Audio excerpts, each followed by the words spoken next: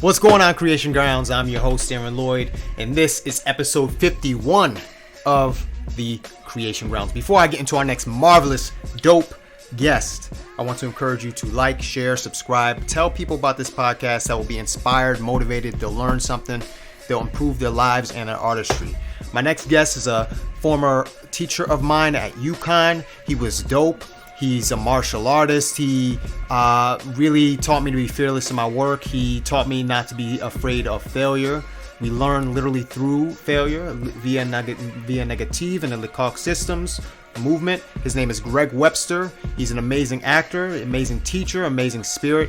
And in this episode, we cover a lot. He covers Wim Hof and breathing. If you don't know who that is, you're going to want to check this episode out. We cover martial arts, Aikido, Jeet Kune Do. We talk about Tai Chi and some interesting concepts that he believes that can actually help bodies and just about the state of America and movement and people having a better relationship with their bodies. We cover, what else do we cover? Fighting. Fighter mindset versus victim mindset. We talk about some practical tips for actors. You can live outside of the major markets and still succeed. We talk about a lot. We talk about life. We just have a marvelous chat. You can enjoy this episode with Greg Webster. Check out his theater company, Split Knuckle Theater. Check out his work and be sure to email him. And he's always open to teach and help people, so do that. Here we are, episode 51. Welcome to another episode of the Creation Grounds featuring my movement teacher at UCONN. Taught me a lot about movement. The first assignment I had was the box. He left the room and we were just like, what does that mean? He was like, the box. Mr. Greg Webster, what's up, man? What's up, Aaron? It's good to see you, man. Proud of you. Love what you're doing, man. I like your podcast. I'm a big fan. Thank you. Big fan. Where were you? Yeah. Where were you born? Go ahead. Where was I born? I was born in Plymouth, Massachusetts, but I grew up mostly in Cleveland, Ohio. You're a Hartford guy, right? Bridgeport, BPT. Bridgeport. Sorry about that. I don't want to mess that up. It's all good. I know how y'all get about that. Yeah. Bridgeport, Hartford. Yeah, man. Movement. So you're a movement teacher, and we were having a conversation before this. You had some other plans, but you got into acting. Out of all the things in the acting craft, you have voice, movement, imagination, all this kind of stuff. What appealed to you about movement? And tell me about the day that you discovered that that's what you wanted to kind of focus on. That's a good question. Well, I started off, first of all, wanting to be a classical actor, wanting to be a Shakespeare actor. I love language, really rich language, and I'm actually really good at it, although no one ever hires me for that. So I started off that way, and it was through training. I was really struggling with movement stuff. I'm dyslexic, and one of the things that happens a lot with dyslexia is also sometimes associated with dyspraxia, so an inability to learn certain physical tasks quickly. So my movement really sucked. I also grew up in a black neighborhood. All my friends were black, and so there were things like dancing was an object of huge ridicule. Like my friends would just fall out, like if I was at a party, they'd be like, look at him, and so I got real paranoid about it, right?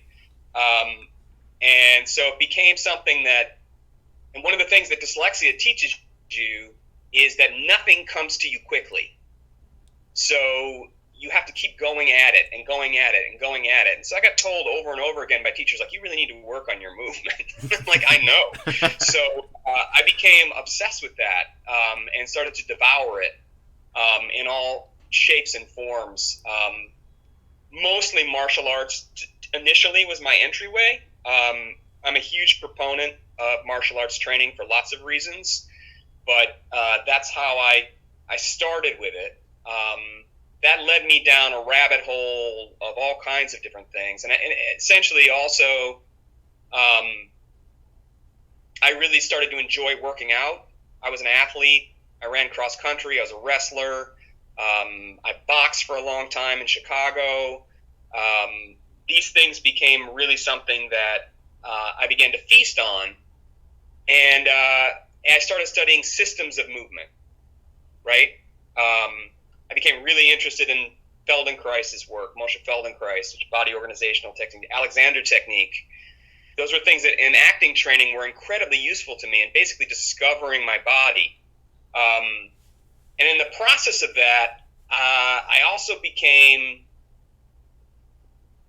fascinated with the idea. I think it was a Monty Python sketch. I think maybe it's the Meaning of Life, like a song at the end where the world is spinning around, talking about how many times the world spins around and we're moving through a universe. So everything is in motion. Yeah. So to understand life is to understand movement, because everything is moving all the time. And one of the mistakes we make as human beings is we think that we're somehow stuck in space, right? And we're surprised when terrible things happen. Like, this is all part of being alive, right? Mm-hmm.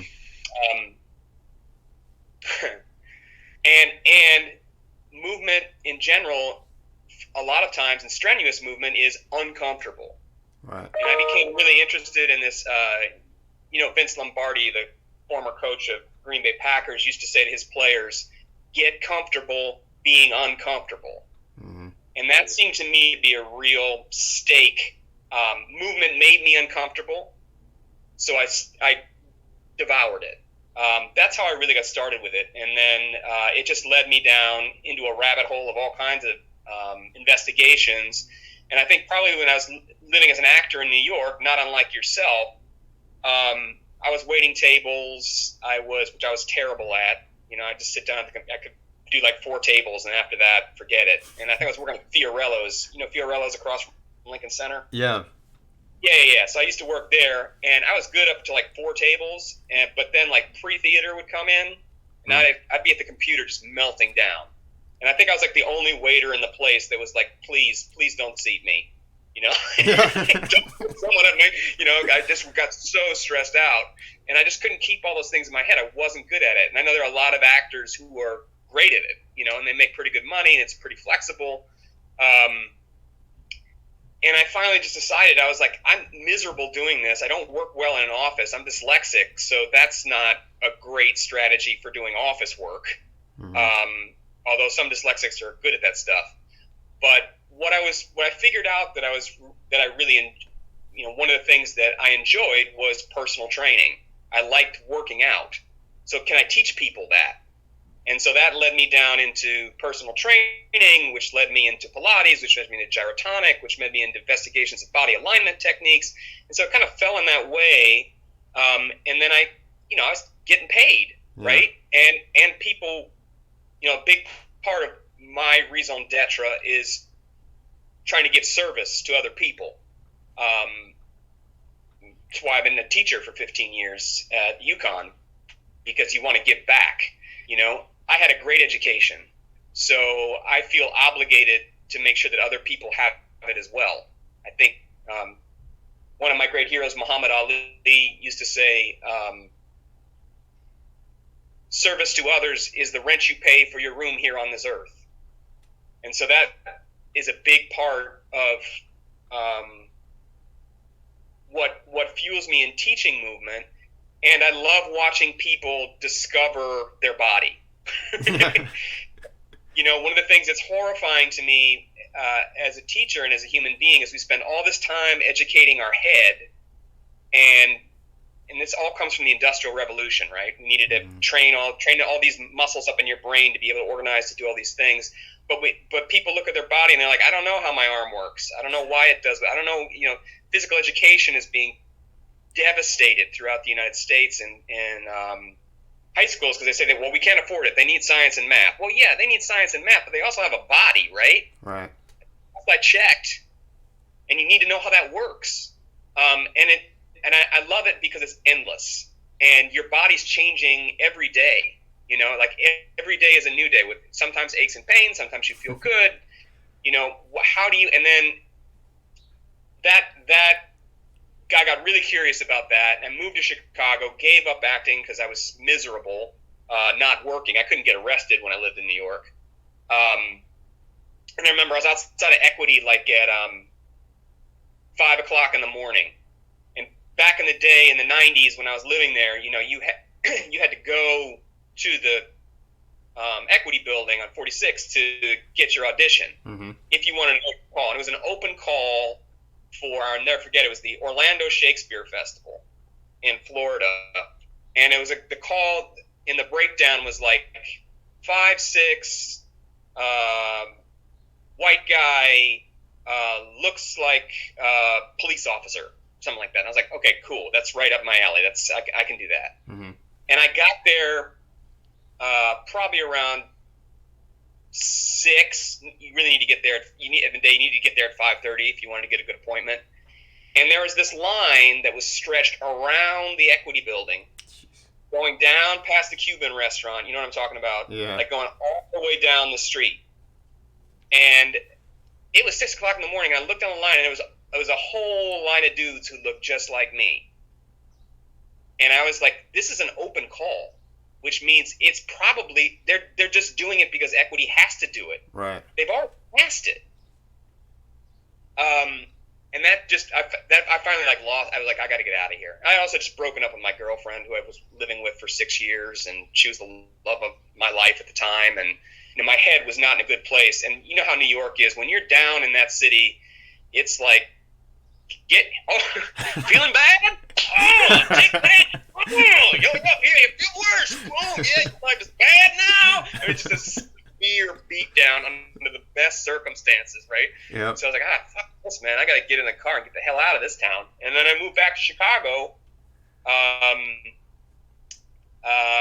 My dad had taken a teaching job at Northwestern, so I lived in their basement for about a year and a half and just basically just inundated myself with trying to find ways to build up a practice, right? And so that really got me into it. But more importantly, what really got me into it was the work of a man named Jacques Lecoq, Mm-hmm. which I spent some time teaching you, which was your initial premise. Like, I walked into a room and set the box and walked out. And his work became really interesting to me. I had these 2 Swedish teachers that actually, one was Swedish and the other one was from South Carolina. They're you can look them up online, Ed Dameron and Vidisha Malik. I remember and so Ed was going to show us, masks and various things that we were working with and stuff that's part of the Lecoq pedagogy. And then one day he said, I'm going to share with you, I'm rehearsing a show. So I'm going to let you guys come into this rehearsal so you can see what this work is about. And it's a show called Columbus Circle. And he basically, it was the story of Christopher Columbus, but seen through the eyes of an office worker who longed for something else, wanted to explore the world, but was caught in the monotony and the monogamy and the monogamy of life. He was monogamous with his wife, but in the monotony of life. And he had a table and a glass of water and like a pencil.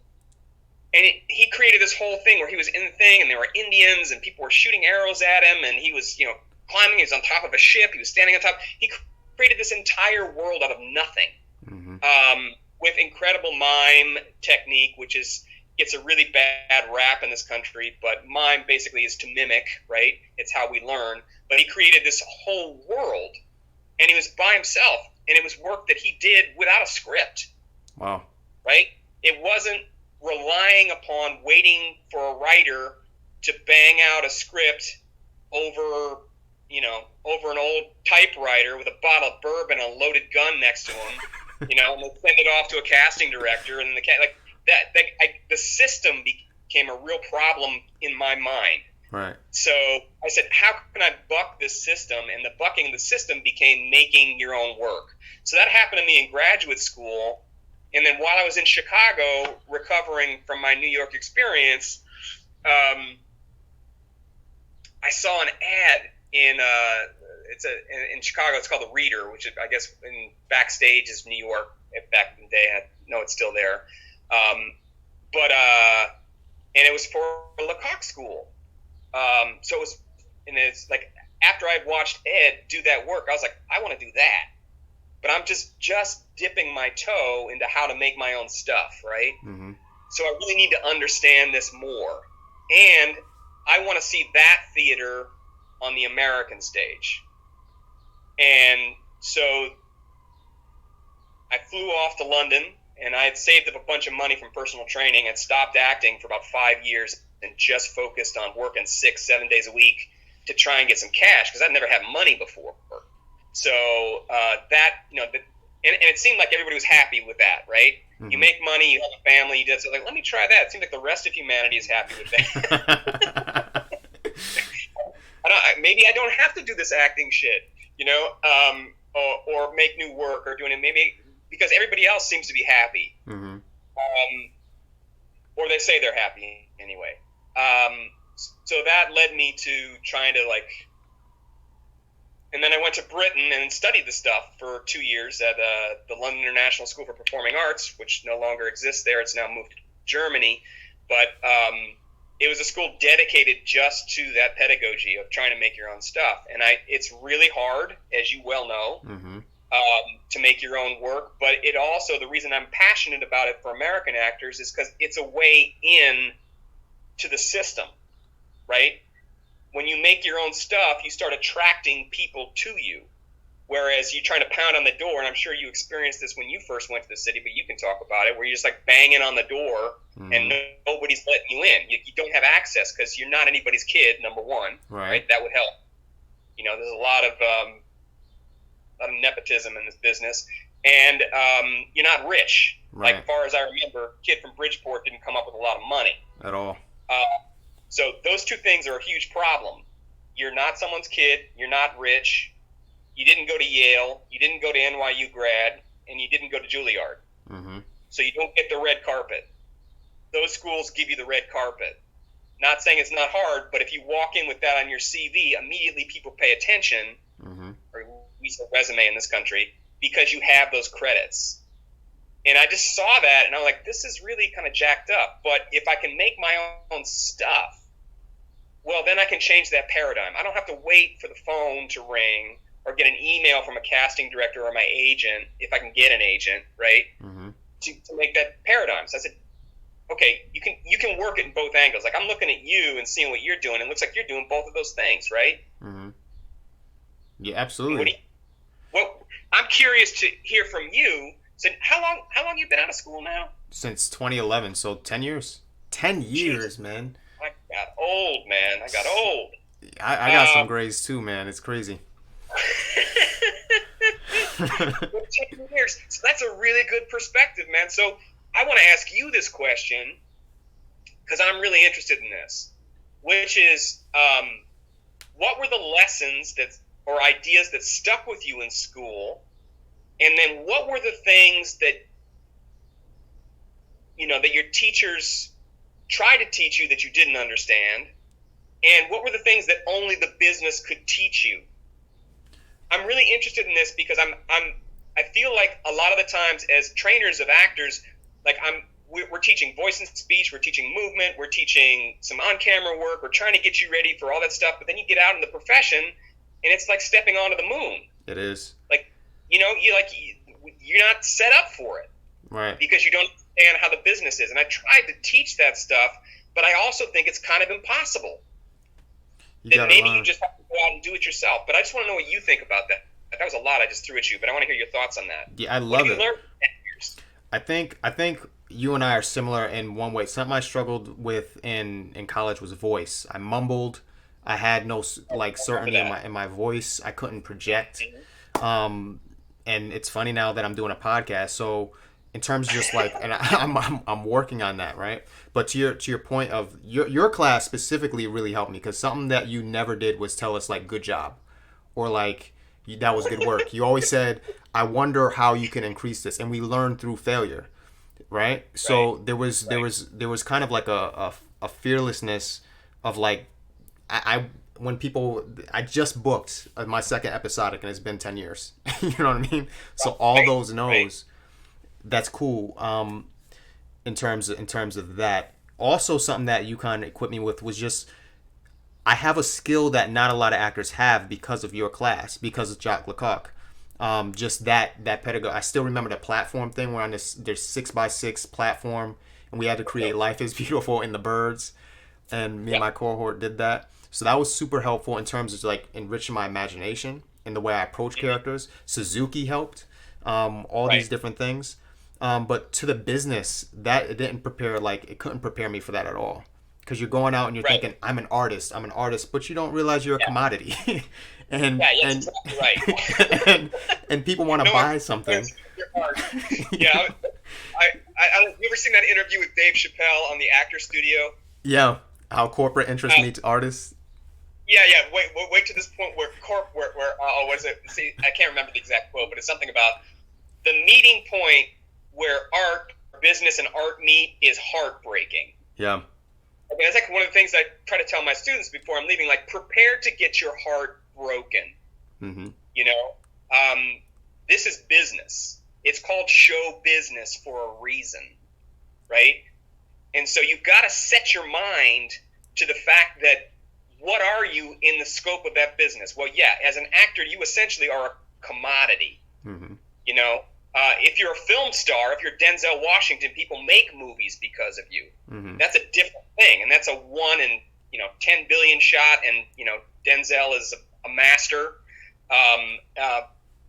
He also went to ACT, mm-hmm. Yeah, which didn't hurt, because that's a good political connection. But for most of us, it doesn't work out like that. Right. So I heard this wonderful, one of my favorite things to listen to over and over again. I don't know if you're listening to him, is Mark Maron and his podcast, WTF, mm-hmm. and him interviewing all these people in the business. I just listened to this one with one of my favorite actors, favorite film actors. He's also a theater actor, was a theater actor, Scott Glenn. Mm-hmm.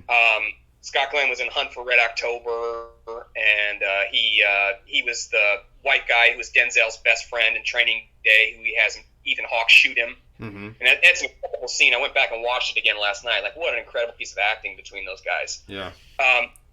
But yeah, you got to listen to it, man. There's more wisdom in that from listening to someone who's been in the business for 30, 40 years talking about, like, here's what happens. I mean, I think the thing, I know you were talking about earlier, you said, you've been here 10 years and you just got, would you say 2? My second episodic. Yeah, your second episodic. That's huge. Yeah.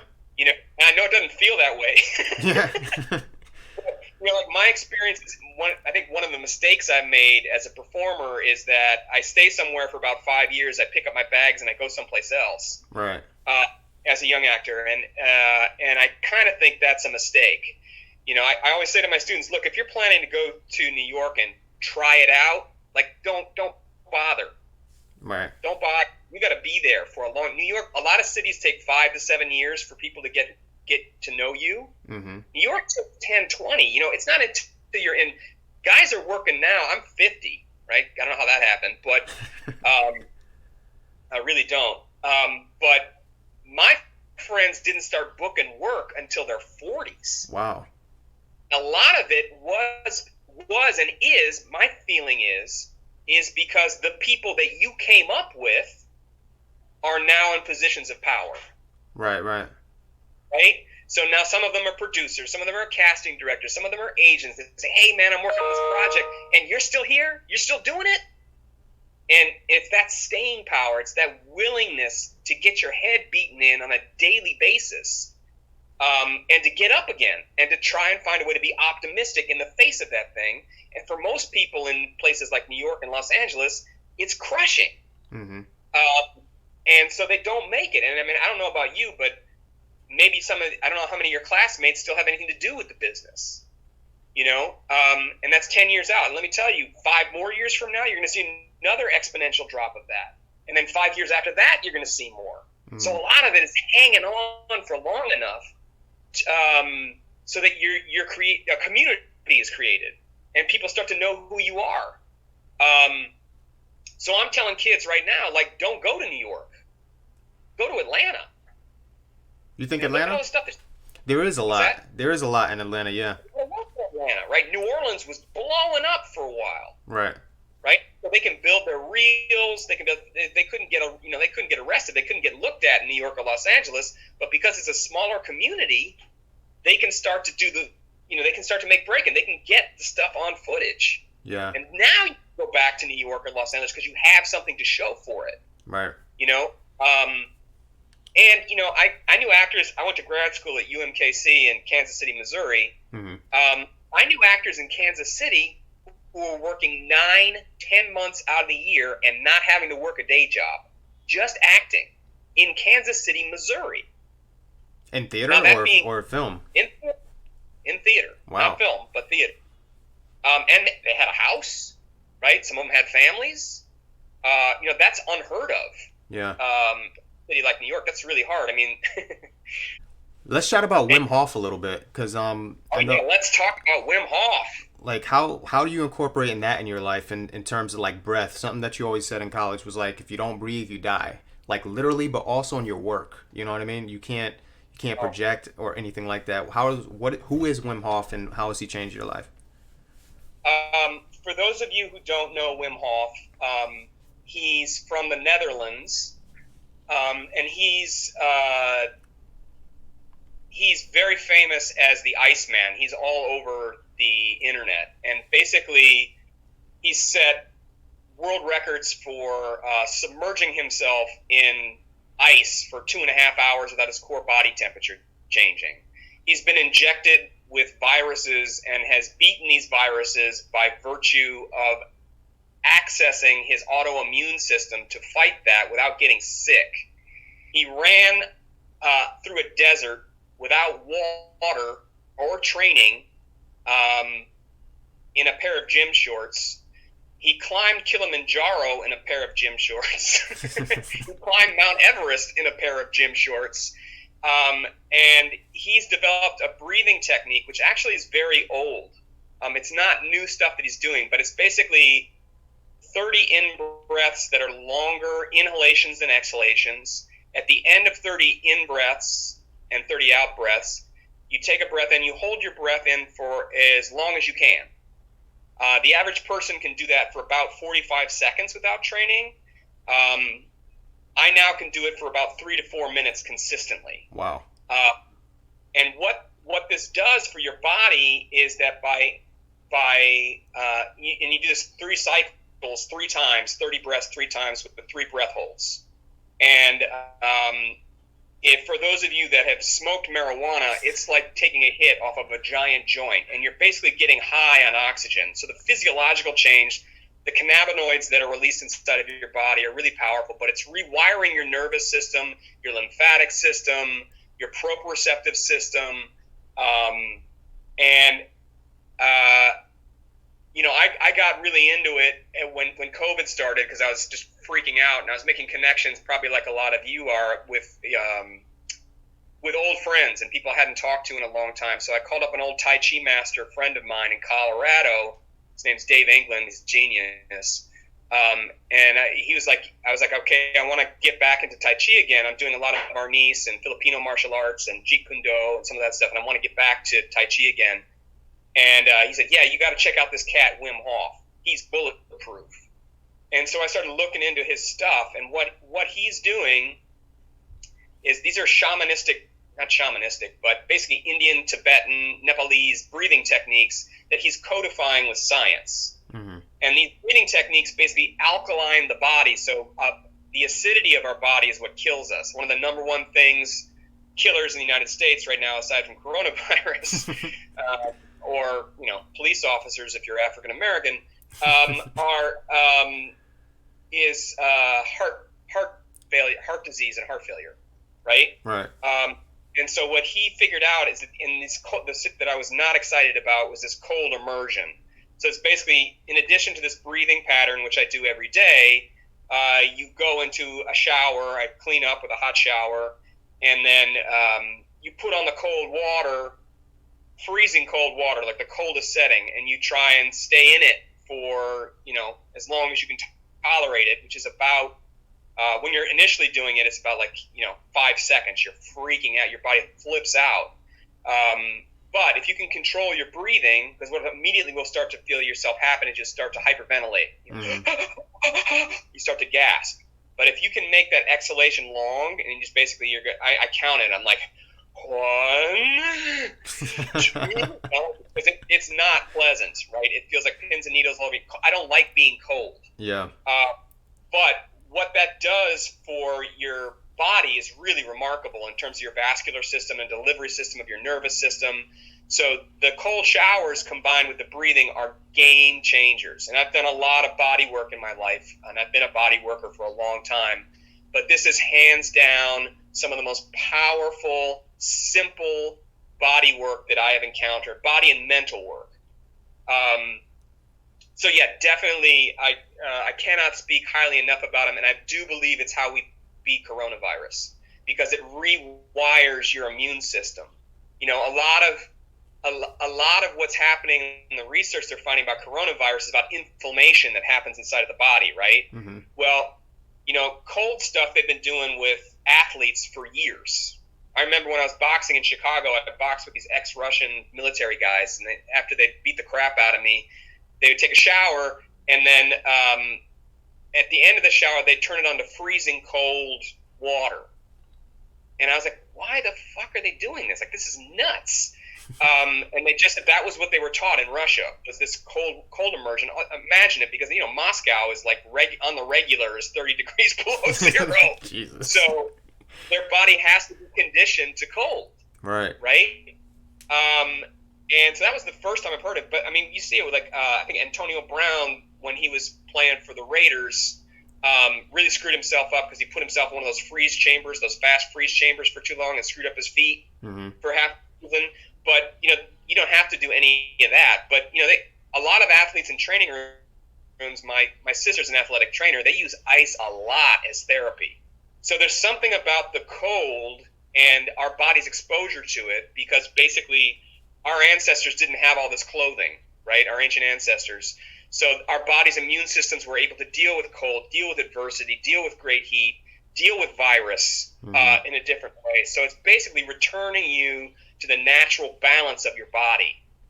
And like my whole trip now is like going back and looking at what our ancient ancestors were eating and what they were doing, and trying to mirror those behaviors. Because essentially, like, our digestive system hasn't changed in tens of thousands of years. Right. But we didn't have enriched flour. We most certainly didn't have sugar, you know, in the quantity that we're having now. And so this is why we have all these massive health problems in this country. It's also, frankly, why a lot more Americans are dying per capita of this disease, because our population is obese. Right. Right? Terrible underlying conditions because of the poison that's been coming from the food industry, that's been coming from drug companies. I can't even watch network television anymore because of the damn drug commercials. Yeah. That's horrifying to me. Take this, and then you're going to crap out of your pants, and you're going to pee yourself. Side effects include. Yeah, what is wrong? I mean, no other country in the world does that except for the United States. Wow. Go to Great Britain, you will never see a drug ad. And you know why? Because they say drugs really should be left for the doctors to figure out, right? Right? Right. But there's a pharmaceutical industry who has interest in that outcome. The food industry wants you to eat more food, right? They want to have you process food. There are people whose job it is to make the perfect potato chip. Wow. How does it in your mouth? What sound does it make? What's the feel? Like, they research this, and then they sell it. You know, you look at a bag of Doritos, like, I like Doritos. There's so much poison in that, you know, and then you're filling your body with that. And so, you know, whole foods, like real food, right? And you know, that's what I'm trying to look at in terms of my health and my well-being. And I also started this intermittent fasting along with this keto diet, trying to get into that because I wanted to stay in shape, because as you get older, your metabolism gets slower. You know, and it gets harder, and you know how it is when you think you look a particular way, and then you see yourself on camera, and you're like, oh shit, I need to lose 10 pounds. You know, I'm looking a little bloated today, you know? Like, so those strategies are like serious things, because so much of what we do is how we look, but it's also how we feel. Right. Right? If you're putting poison in your body on a daily basis, that's going to affect your mental state. That's going to affect your spiritual state. All those things are interconnected. You know, and one of the things I just love about Wim Hof, he's a philosopher as well. And like what he's talking about is happiness, health, and strength.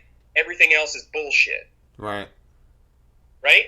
So, right, of course. And like we're moving so fast, and people are telling us all these things are important. You need to make more money. You need to do this. You need to make these goals. And like all of that is nonsense, absolute nonsense.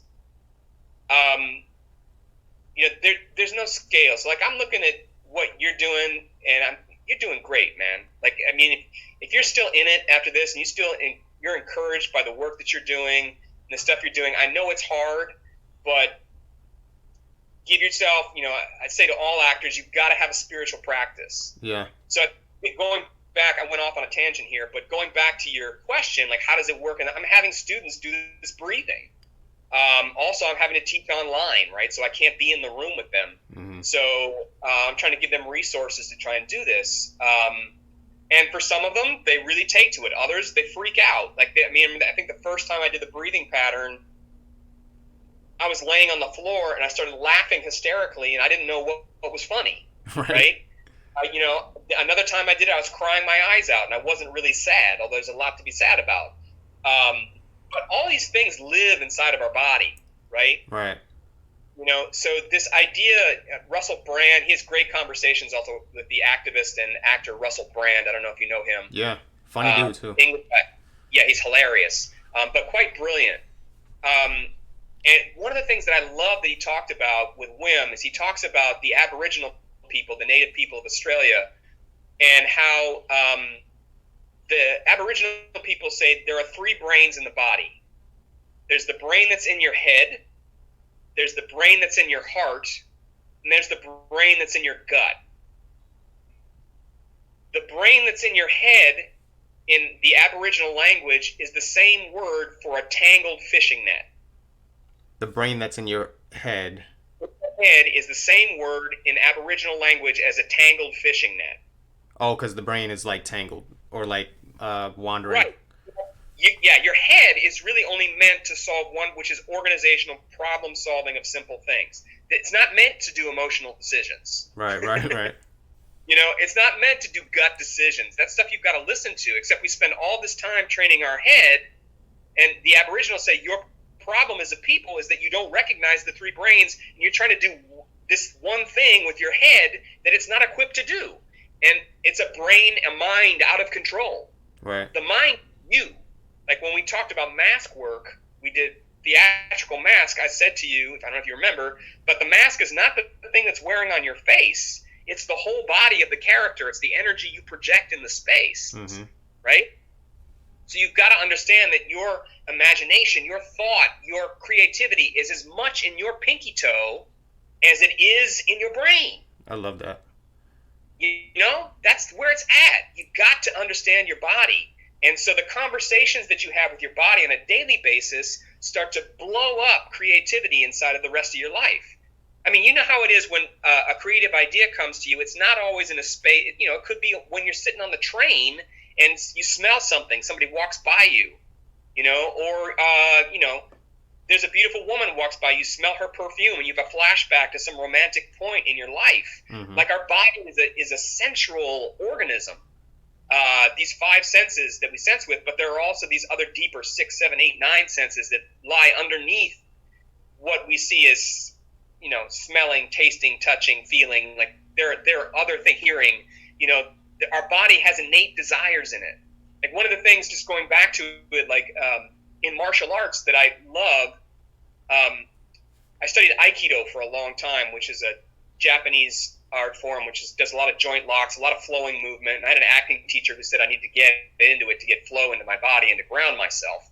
So I started studying it, and my sensei, who's now passed, a guy named Robert Litkey, we were at his funeral and we were trading stories around the dojo, and one of his former students said, do you know how, I want to tell you about the time that sensei saved my life. We were like, okay, well, he must have been in a parking lot and he was being attacked by 5 guys, and, what's going through my head, right? And he said, no, man, I was in Tower 2 at the World Trade Center when it was hit on 9/11. And everybody, the guards and everybody, were telling us to go back to our offices. And I remembered this voice from Sensei who said, if something feels wrong, that's because it is wrong. Mm. Right? And he ran past everybody, got out of the building, and he lived, and everybody else in his office died. Jeez. Right? That's deep shit. Yeah. If something feels wrong, that's because it is wrong. And so you have these innate voices that live inside of your body, these minds in your gut, in your heart, which have information to give you, but we keep short-circuiting it with our head instead of listening to them. Right.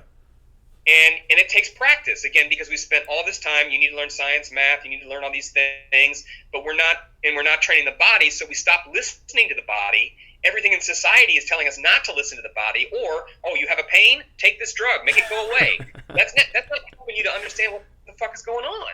Right. That's masking the problem. Right.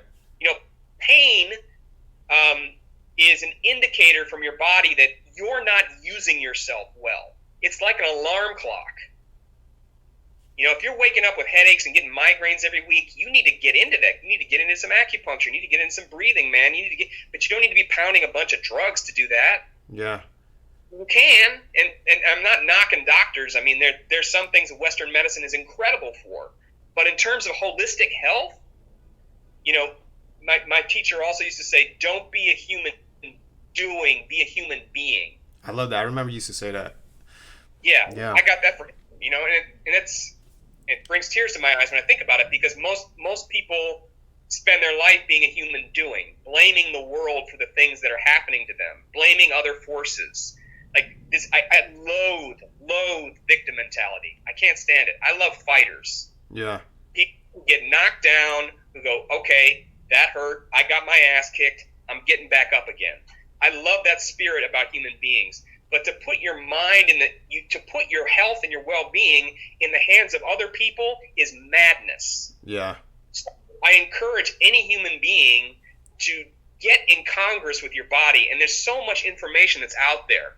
Rolfing, Feldenkrais, Alexander, Tai Chi Chuan, Gyrotonic, Pilates, it's endless. Yoga. I mean, there's so much stuff to start to try and find. But you've got to train yourself on a daily basis to awaken those voices inside of your body and to keep yourself in good physical health and good spiritual and mental health.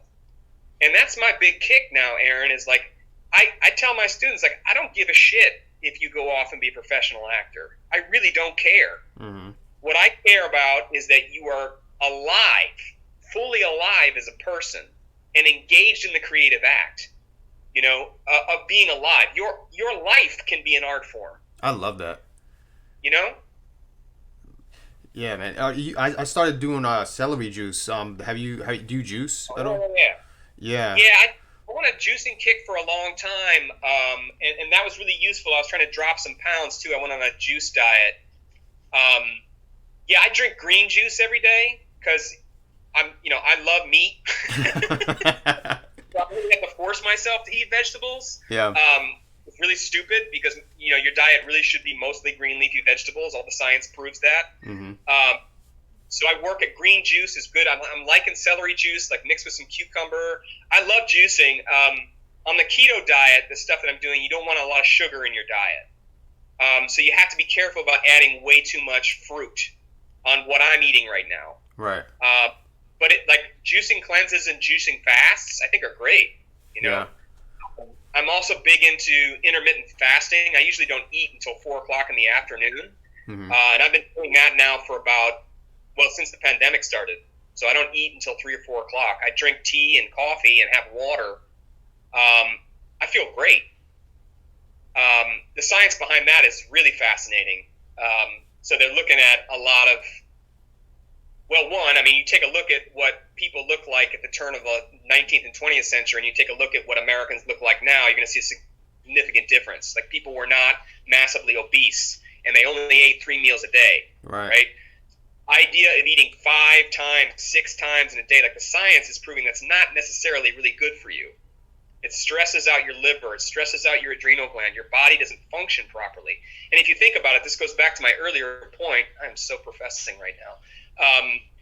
That human beings our ancient ancestors, and that's my guide, looking back at what were our ancestors doing, they did not have food available to them all the time. Facts. Right? They had to hunt their stuff. They had to run it down. Kill it. And there were many days where they went back to the cave or whatever, back to the village, and were like, "Hey, didn't get it," Mm-hmm. and your mental capacity does not diminish by lack of food. The interesting thing is it's about glucose. It's about this fucking thing called sugar. Right. Right? So most of the American diet is wired through sugar. The food industry pours sugar into food because what does it do? Sugar, our ancient ancestors, when we had it, the taste of sweet meant not poison. Right. Right? So I know if something is sweet, it won't poison me. So we ate a lot of it. So our body is hardwired for sugar. We taste it and we're like, oh God, I gotta have it. I gotta have a bowl of ice cream. I gotta put more hot sauce on top of it. Like, not hot sauce, but chocolate sauce. And I turn into a lunatic now if I eat ice cream. I'm like, I'm bouncing off of the walls because my body has been trained. I conditioned it to work off of burning fat, mm-hmm. Fat and protein instead of working on a glucose diet. So that's why you have these people who have, like, they say they get hangry.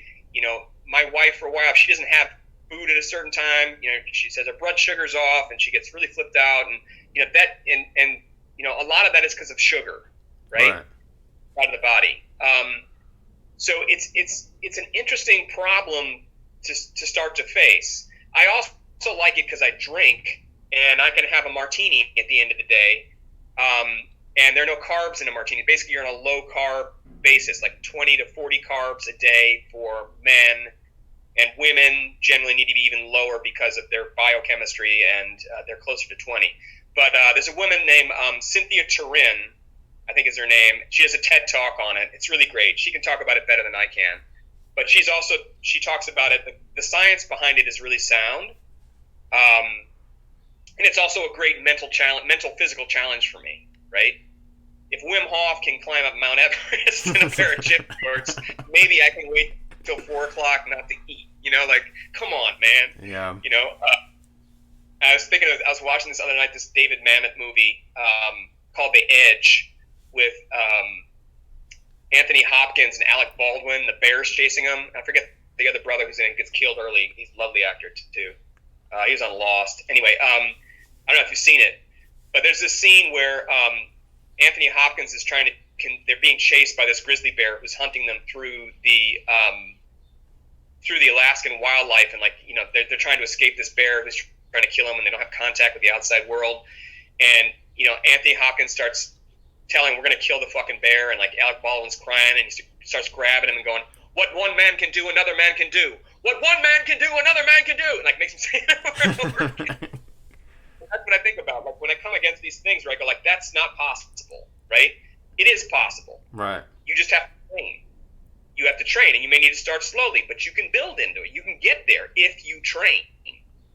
Yeah. That's another thing I wanted to ask you. One of the frustrations that I had as a young actor in New York was I came out of school, I had all of these skills, but I didn't have a place to practice. A place to practice. That was gone. Yeah. Right? And then I couldn't practice because I had to go to the restaurant. Yep. And I needed to pick up a double because I couldn't pay my rent. Right? And so and then I'm at the restaurant and I'm there till midnight, or I'm catering or whatever, and then I want to blow off some steam with my friends. So suddenly we're out having drinks. It's 2-3 o'clock in the morning. Yep. And then suddenly getting up again, I'm back at the restaurant. I was stuck in that loop for years. Yeah. Lots of drugs, lots of, it's a really tough racket. So, and I see you're working, you got this real estate thing you're doing, right? That's why I got into real estate, because I was getting beat. The shit was getting beat out of me when I came. I was sleeping on floors, jumping over turnstiles, getting tickets because I had to hop a bus. I hear you. And I was sleeping on the floor for so long that something clicked on my back, and I went to the hospital to get it checked out. And then this is what turned out. I was working at an Applebee's in the Bronx. Uh-huh.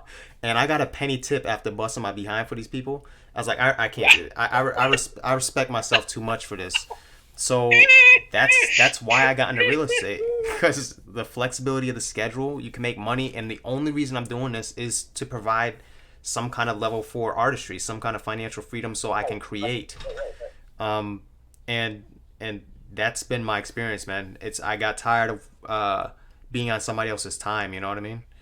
And not being able to fund these ideas that I have, and you know, and like you said, man, UConn was so, like, it was great because every day, it wasn't lost on me, even freshman year, that after these 4 years, you're out in the world and you got bills to pay and you got rent, and I want to be a sponge and absorb as much as I possibly can, because I had zero training prior to that. I'd not seen a Broadway show. I didn't know who these playwrights were, nothing. So I was like, I'm gonna be a sponge. OD, I was tight. You remember, I was like very aloof and very, I'm going to graduate, you know, and that's how I was. Man, it's part of the reason. I think I auditioned you when, maybe I didn't. You did. It was you, Dale. I did.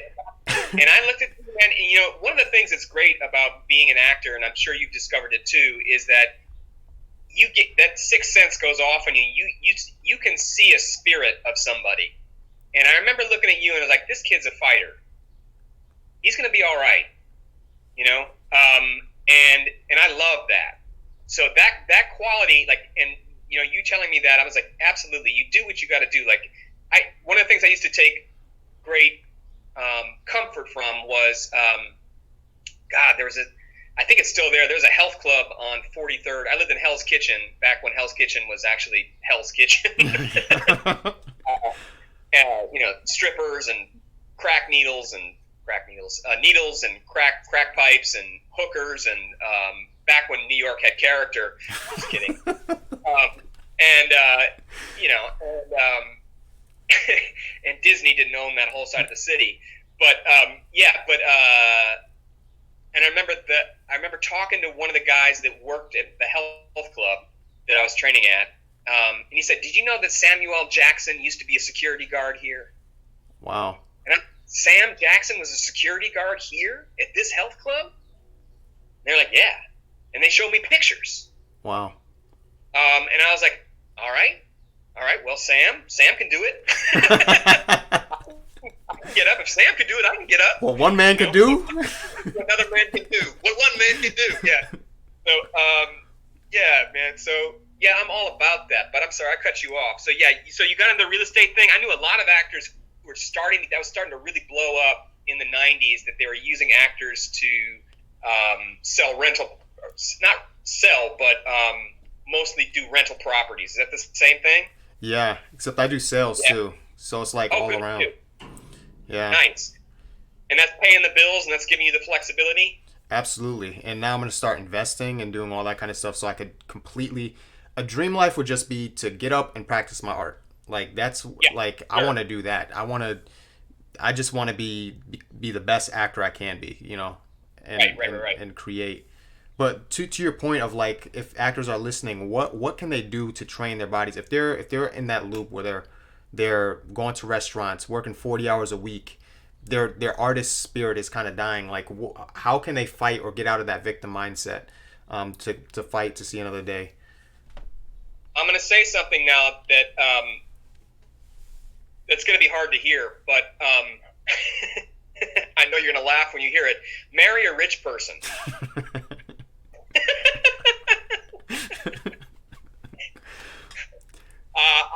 I'm kind of joking, but I'm not really joking. You know what I'm saying? Like, because our business, you don't have that opportunity, you need to find a way to stabilize your financials. Yeah. Right? If you can't stabilize your financials, and I'm like you, I think I'm very practical. Yeah. Like, I was just like, I can't eat, and part of the reason that I stopped freelancing completely and went into teaching was because I got really tired of knowing what bill I was going to pay or whether I was getting kicked out of my apartment next month. Right.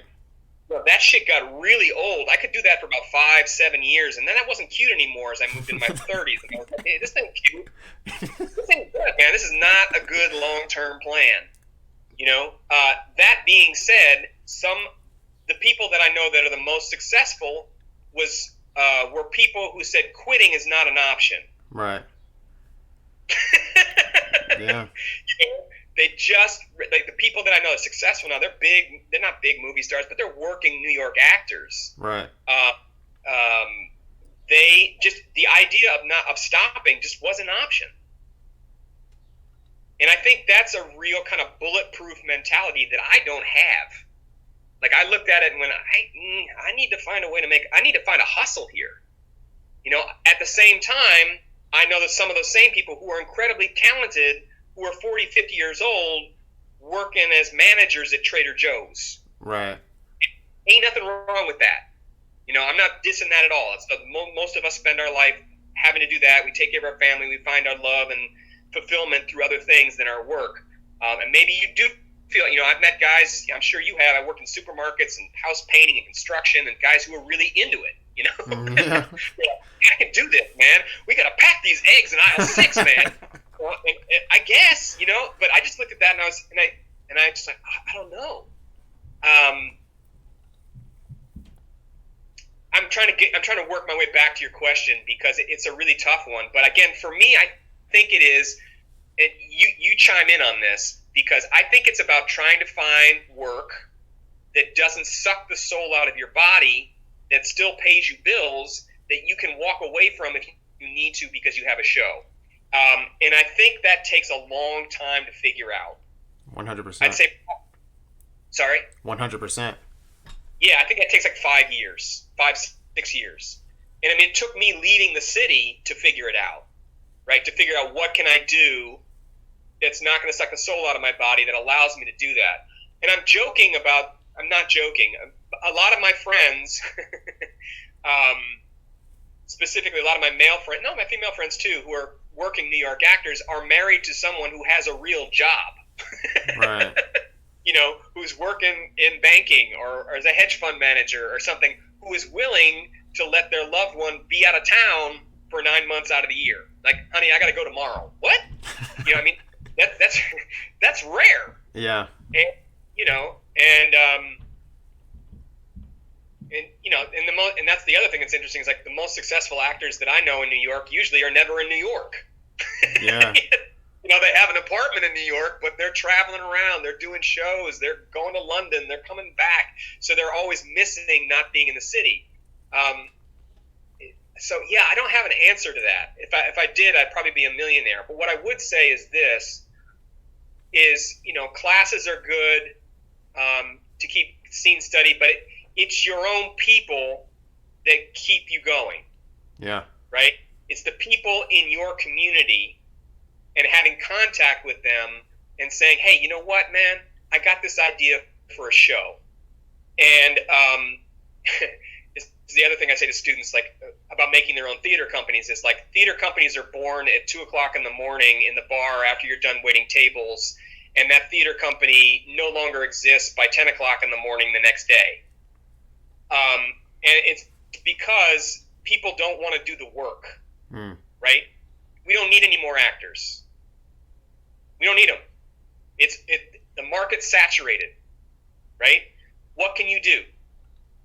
Can you produce? Are you good at talking to people? Where can you get that money from? Right? Grants are pretty much dried up, right? They're pitiful. But, you know, so that's not a great way. So how can I raise the money for this project? Well, all right, but we got to have someone who can do bookkeeping. We got to have someone who does that's you. You people in the company need to take on the administrative duties of said company in things that you don't enjoy. Right. For the company. And so that's very, very rare. And as you well know, 90% of what you do is about trying to get into the room. Yep.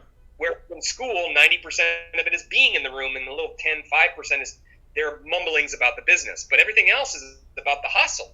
So you've got to get people together who are willing to do the hard administrative tasks.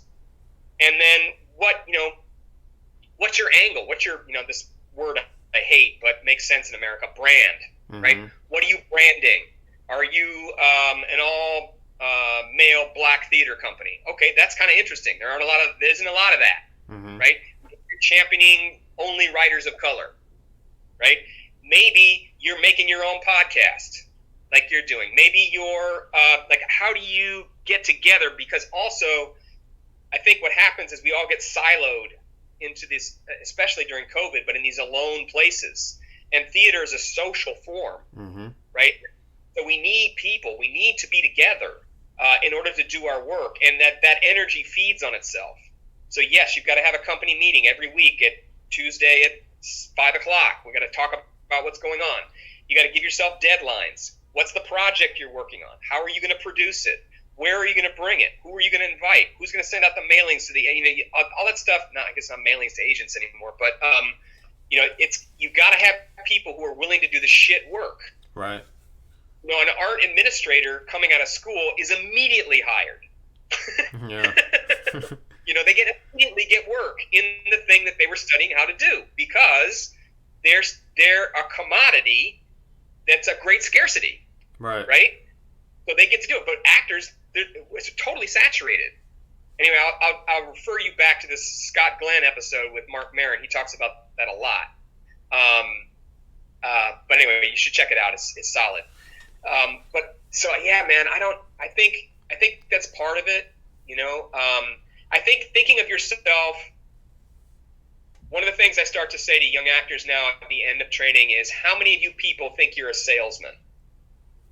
Right? And usually one person raises their hand. And I'd say to them, you better get your mind and your head straight, because you are a business person and you are in the business of selling Aaron Lloyd. Right. Right? That's your job. You would have done better to go to school and get a degree in marketing than you did get in acting. I actually minored in communications for that. I know you did. I saw that. Yeah. So that's a serious skill. Yeah. Right? One, because it's training you to think about, how do I work inside of the fucked up fabric of this business? What do I have to offer that's of use? Right. Danger of that becomes I'm known as a fight choreographer. Mm-hmm. I'm a really good actor, but I keep getting hired as a fight choreographer, and every once in a while I get hired as an actor, but mostly people know me as a fight guy. Right. And people are incredibly stupid in show business in terms of the people that pull the strings, the agents, the producers. Most of them are idiots. Mm-hmm. And they can only see you as one thing. There's a reason you see the same actors doing the same kind of parts over and over again. It's because Hollywood has no imagination. Right. Right? So you have to have the imagination. I love this brother who made Atlanta. I just forgot his name. Donald, bro, he's my favorite. He's my inspiration. I love that guy, Donald Glover, man. Yep. What talent. Yeah. But talk about fucking drive. Yeah. I mean, he's, Gambino, he's writing, he's directing, he's acting. He is fucking fierce. Yeah. And he will not stop. He's pulled by something in him so deep. But I promise you, if I could ever talk to him, or maybe you will at some point, is that he does not give up. Yeah. He just keeps going at it. That, and I think there's a tremendous amount of luck involved. Absolutely. Unfortunately. Yeah. Unfortunately, a lot of it is totally out of your control.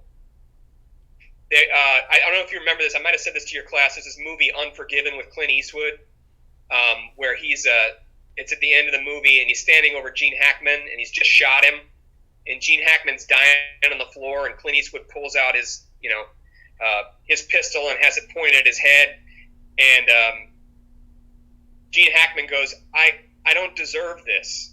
And Clint Eastwood says, deserving ain't got nothing to do with it. Boom! And blows his head open. Wow. That's the acting business. What you deserve and what you get are two real different things. Yeah. I made the mistake. This goes back to your earlier point about things to think about when you come out of school. Is I made the mistake of thinking that because I was a really good actor that I deserved to work. Mm. Guess what? Deserving ain't got nothing to do with it. Yeah. You got to put in your time. It's great to be somebody's kid. It's great if you went to Yale, Juilliard, or NYU. And I'm not saying their training is better than ours. Some of it is, some of it isn't. But it's a carpet, right? Or you're somebody's kid. You look at people in Hollywood; they're almost always someone's kid who was in show business before. Right.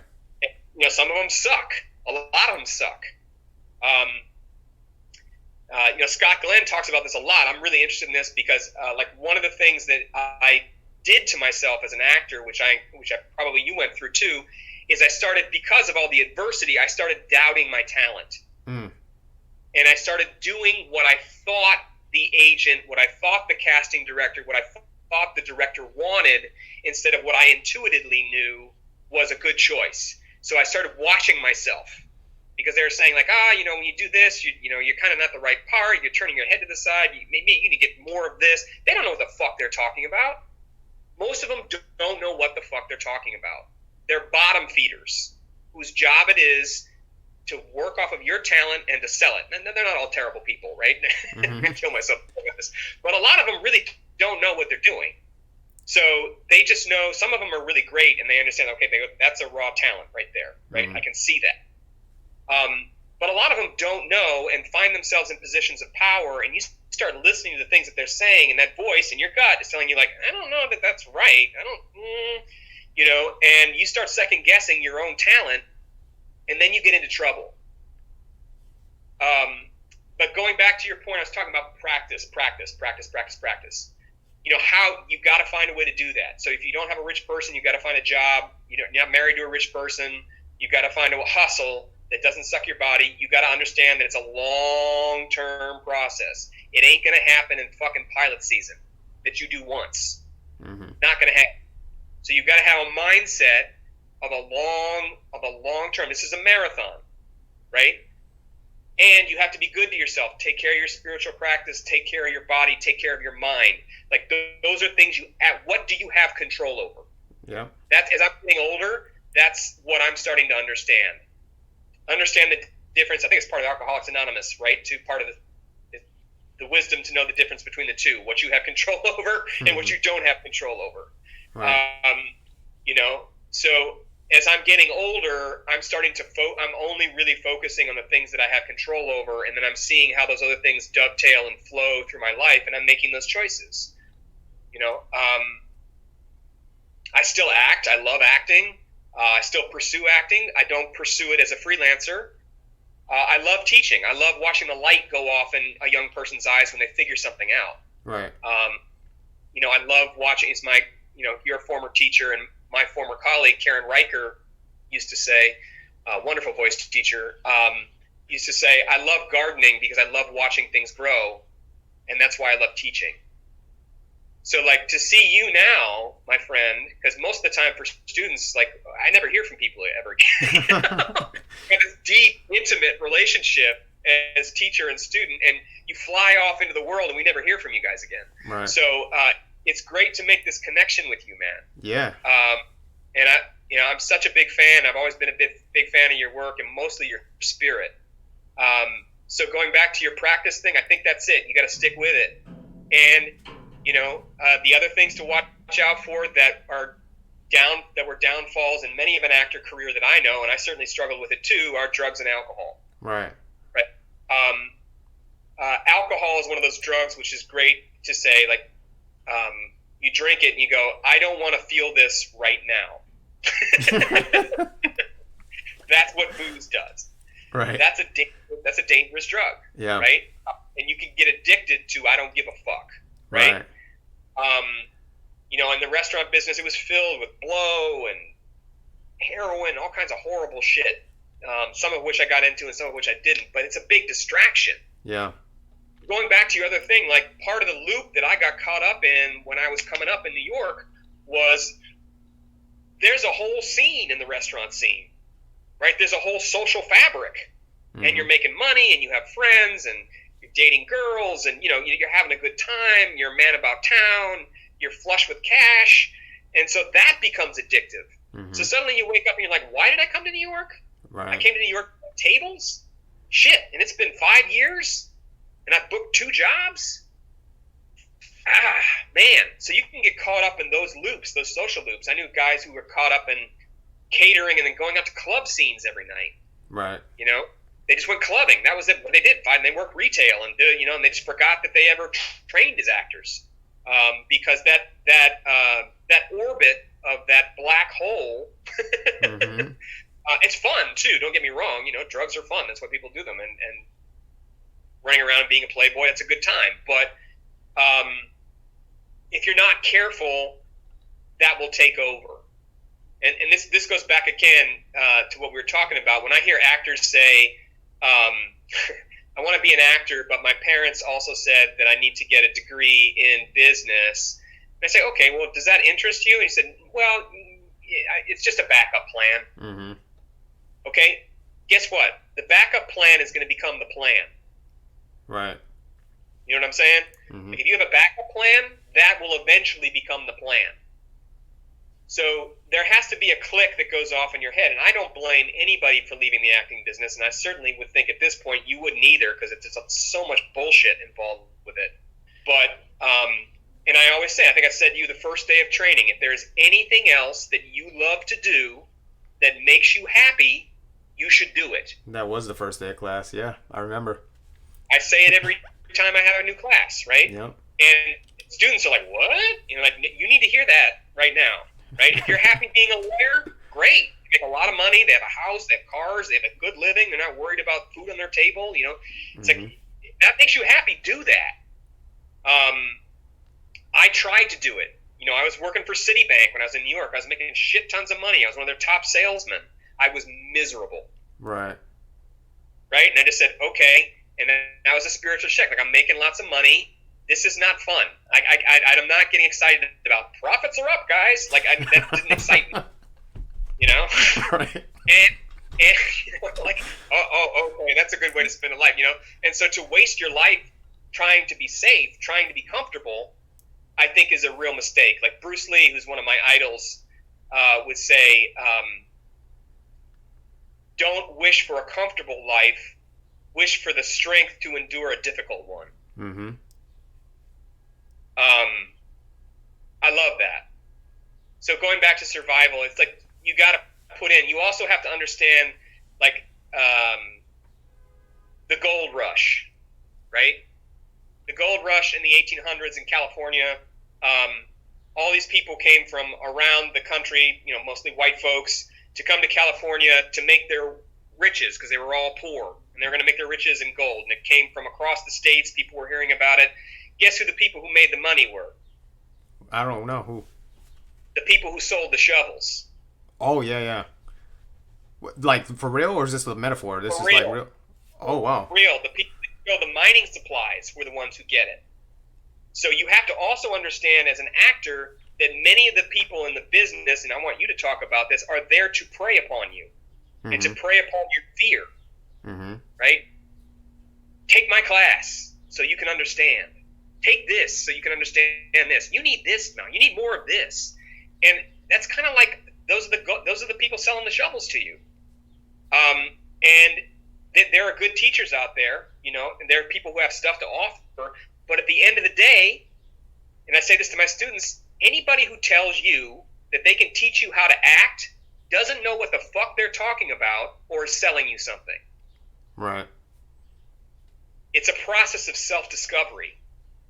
So, in the voice of having all of these things like pound upon us, all these pressures, all these things that are telling you you're not good enough, you don't have this. You are, especially when you turn on the television. I watch so much bad acting on TV and film that I want to rip my hair out.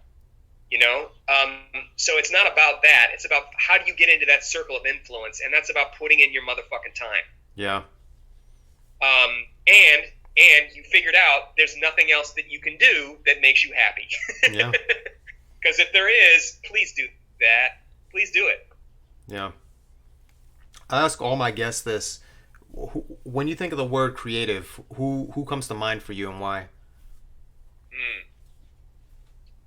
I was just watching, I saw it in Boston, but I was thinking of David Byrne.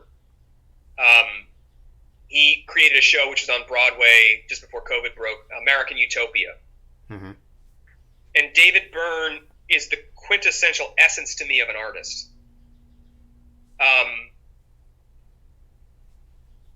To have a creative spirit, to be able to create something from nothing, I think is the ultimate artistic act, which is why I get kind of bored with actors, especially young actors, because basically it's about behavior and then wanting to learn their blocking and stand places and walk around. I don't always see acting as art. I see it as craft. Mm-hmm. and then there are actors who become artists. Judi Dench is an artist, you know. Ian McKellen is an artist. Denzel Washington is an artist. Viola Davis is an artist. But that, you know, they take it to another level. But I think for the most part, the reason I'm interested in David Byrne, who is the lead singer, the front man and the creator of the Talking Heads, and his show, is that he's also a visual artist. He's constantly playing with sound. He was influenced by music of all kinds from all parts of the world and incorporated it into his own style and his own thing. And his show, if you haven't seen it, is breathtaking. It's one of the best I've seen on stage in the United States, anyway, for the last probably 10 years. Mm-hmm. I like Hamilton, you know, but but David Byrne, what he's doing in that show, and it's more like, it's hard to describe if you haven't seen it, but it's more like concert than it is theater, but it is theater. And he's dealing with incredible, he's also responding to the moment in time, right? He's talking about racial justice. He's talking about white oppression. He's talking about, you know, community, and he's influencing it in this wonderful way with music. And I remember being in the theater, in this amphitheater in Boston. Is probably 10,000 seats or something. You know, it's this huge amphitheater, and the whole place was up on their feet and moving and dancing and having a good time. Like, that happens almost never. Yeah. I had a friend who said to me, he was a musician, and he said to me, I said, he was also an actor, and he's a very skilled musician. I was like, man, why are you bothering with this acting shit, man? You're a musician, man. You're doing some serious creative action. And he was like, well, I'm interested in ideas, right? That's what theater is, an examination to me of ideas. And I said, yeah, okay, I feel you. And then he said, you know, but there also is nothing quite like having a bunch of groupies throwing their panties up you on the stage, jumping up and down to your shit while you're playing. And I was like, yeah, that's different, all right. That's never happened to me when I've been on stage, where, you know, I watched a bunch of groupies in the front row trying to get back to me, like, you know, that never happened. So yeah, I'm really interested in those kind of music things, especially that act of making something of nothing, I think is really key. You know, painters, visual artists, Banksy, you know, people who are doing something who are pushing the boundaries of what is possible. Right. You know, and that's the other side of this. Like, all this shit that I'm saying, they also don't, they play the game, but they don't play the game. They say, I'm going to do something different. Right. Right? I'm going to push beyond what people tell me, oh, no, you can't do that. Like, when my theater company was making a show, they're like, okay, you're going to be together you're going to create this show about Ernest Shackleton. You're going to do it. It's going to, you know, it's impossible. You don't have a script, right? So we're going to make the script. We're going to do it in 4 weeks. Mm-hmm. I got just enough money. I got this housing at UCONN. I got just enough money to put these people in the theater. We're going to figure it out, and people are coming on, you know, August 15th. There's going to be an audience, and we're going to show them. And everybody around me was telling me, you can't make it happen. And so then you got to basically say, to hell with it, and fuck everything that I'm saying, and forget naysaying, and throw it out the window, and just don't quit. You can't quit. Right. That's it. And you got to find the time to practice. Well, yeah, I would like to have a beer right now, but you know what? I'm going to work on these sides. Right. I'll work on these sides. I'm going to get these sides cold right now. You know, I'm the biggest procrastinator in the business. Another one of your teachers, one of my favorite quotes from him, David Allen Stern, also incredible dialect coach, used to say, I'm a big procrastinator. So what I say to myself when I have a project in front of me is, especially when I don't want to do it, is I'm just going to start. Right? Right. That's deep. Yep. That's deep. You know, like I say to my students, like, and I may have said it to you, Rome was not built in a day. It was built one brick at a time. Right. You gotta lay the bricks. Susan Laurie Parks was talking about this. I had this conversation with her. She was saying, she teaches playwriting at NYU now, also one of the great American writers. But she was saying, when students come up to me and say, you know, I'm I'm having a problem with my play. The first question she asks is, well, are you writing? Because if you ain't writing, you got a problem. Right. You know? Hemingway would get down every day. He knew that he had to write 10 pages, right? He finished off at the end of a sentence when he had an idea to get himself started to go the next day. Like, what are the strategies? You got to put in the time. Yeah. If you're waiting for something to happen and hoping something will happen and you're not laying the bricks, it ain't gonna fucking happen. Facts. That's real. How do people connect with you? You dropped a lot of gems in here in terms of like just movement practices, breath practices. You fight choreographer if people are looking for a Shakespearean actor. How do people connect with you?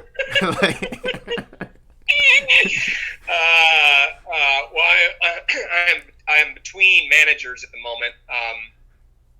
So the best way to contact me is gregory.webster@uconn.edu. I don't do it, or you can take a look at our website, splitknuckletheater.org, to see the Lecoq work and see samples of our work and the stuff that we're doing. So that my company is doing, which are all Lecoq trained people. So you can come and check us out on that. So, but mostly, you get a question. I love talking to people who are curious. So drop me a line. Love it. Greg Webster, y'all.